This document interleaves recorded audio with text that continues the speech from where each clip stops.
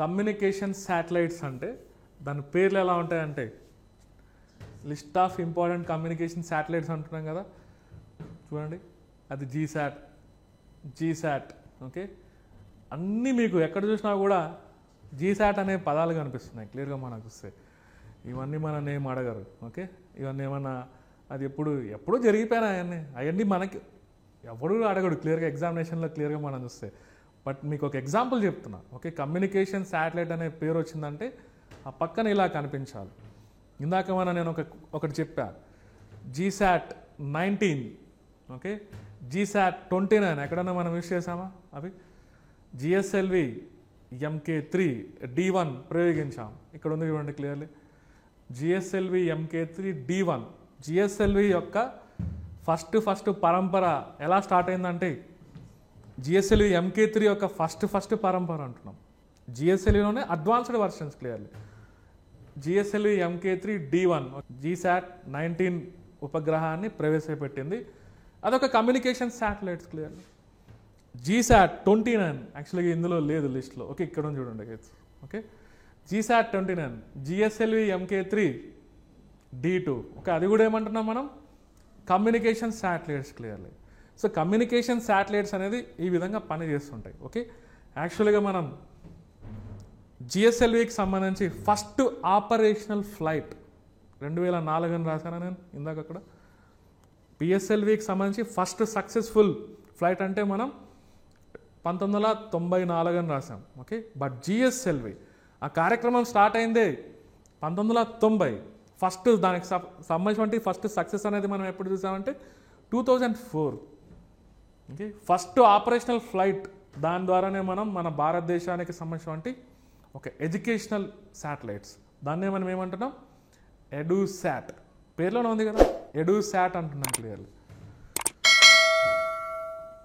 Okay, educational satellite ఎప్పుడు మనకి 2004 clear. Okay, దాని పేరు మనం ఫస్ట్ సక్సెస్ఫుల్ ఆపరేషనల్ ఫ్లైట్ అంటే GSLV F01 అంటున్నాం క్లియర్గా మనకు. ఇది కూడా కమ్యూనికేషన్ పర్పస్ క్లియర్గా మనకు చూస్తే.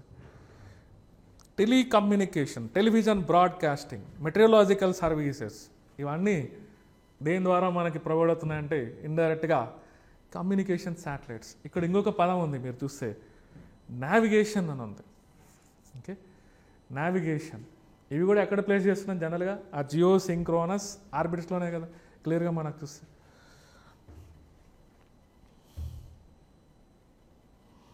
గగన్ అనేటువంటి ఒక నావిగేషన్ సిస్టమ్ ఉంది ఇండియాలో. దాని గురించి మళ్ళీ తర్వాత చూస్తాం. ఆ గగన్ అనేటువంటి ఒక నావిగేషన్ సిస్టంలో ఉండేది ఇది జీశాట్ 8 అనేది. జీశాట్ 8, జీశాట్ 10, జీశాట్ 15 ఇవన్నీ GAGAN, GPS aided geo augmented navigation. GAGAN అంటే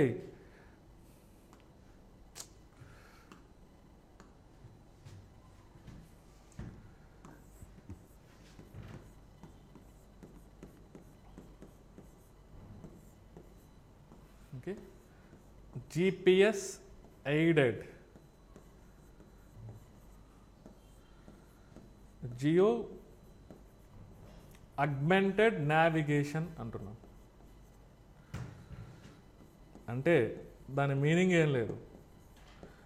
ఈ పర్పస్ గగన్ అనే పేరు యాక్చువల్గా ఎయిర్పోర్ట్స్ అథారిటీ ఆఫ్ ఇండియా, అది ఎవరి కోసం డెవలప్ చేశామంటే ఎయిర్పోర్ట్స్ కోసం. ఓకే, ఏరోప్లాన్స్ ట్రాఫిక్ని కంట్రోల్ చేయడానికి ఈ గగన్ అనేది ఒకటి మనం స్టార్ట్ చేసాం. అప్పట్లో దాదాపుగా అది ఒక 15 సంవత్సరాల కిందట అది స్టార్ట్ అయిందని మనం చెప్పుకోవచ్చు. అందులో ఇందాక నావిగేషన్లో మనం జీశాట్ 18 అనేది మీరు చూసారు. అన్ని కమ్యూనికేషన్ అని ఉన్నాయి. ఒక దగ్గర ఏముంది, ఆ కమ్యూనికేషన్తో పాటు నావిగేషన్ ఉంది. ఆ జీశాట్ 8, జీశాట్ 10, జీశాట్ 15 అవన్నీ దేంట్లో ఉంటాయంటే ఈ గగన్ సిస్టంలో ఉంటాయి, గగన్ వ్యవస్థ. సో గగన్ అనేది కూడా ఏమనొచ్చు మనం ఇండైరెక్ట్గా, దాన్ని కూడా ఏమనొచ్చు, that is also one kind of navigation system. But అది ఎవరి హెల్ప్ తీసుకుంటుందంటే డైరెక్ట్గా ఏం పని చేయట్లేదు. ఓకే, ఎవరి హెల్ప్ తీసుకుంటున్నది GPS క్లియర్గా మనం చూస్తే. అది ఎవరి కోసం డెవలప్ చేసామంటే ఫస్ట్ ఎయిర్పోర్ట్స్ కోసం అంటున్నాం. కాకపోతే ఈ మధ్యకాలంలో ఈ గగన్ సిస్టమ్ నుంచి దాని అప్లికేషన్స్ అనేది రైల్వేస్కి కూడా అటాచ్ చేస్తున్నారు. కామన్ పీపుల్కి కూడా అది అందుబాటులో ఉండేటట్టు దాన్ని కొంత చేంజెస్ అనేది దాంట్లో తీసుకుంటున్నారు క్లియర్గా మనం చూస్తే. సో దాని డెవలప్మెంట్ అనేది ఎవరెవరు చేశారంటే 2 ఇన్వాల్వ్మెంట్. ఓకే, ఇస్రో ఒకటి, అది ఎయిర్పోర్ట్స్ కోసం కాబట్టి ఎవరుంటారు దాంట్లో, airports authority of India. Clearly అది ఓల్డ్ది యాక్చువల్గా మనం చూస్తే.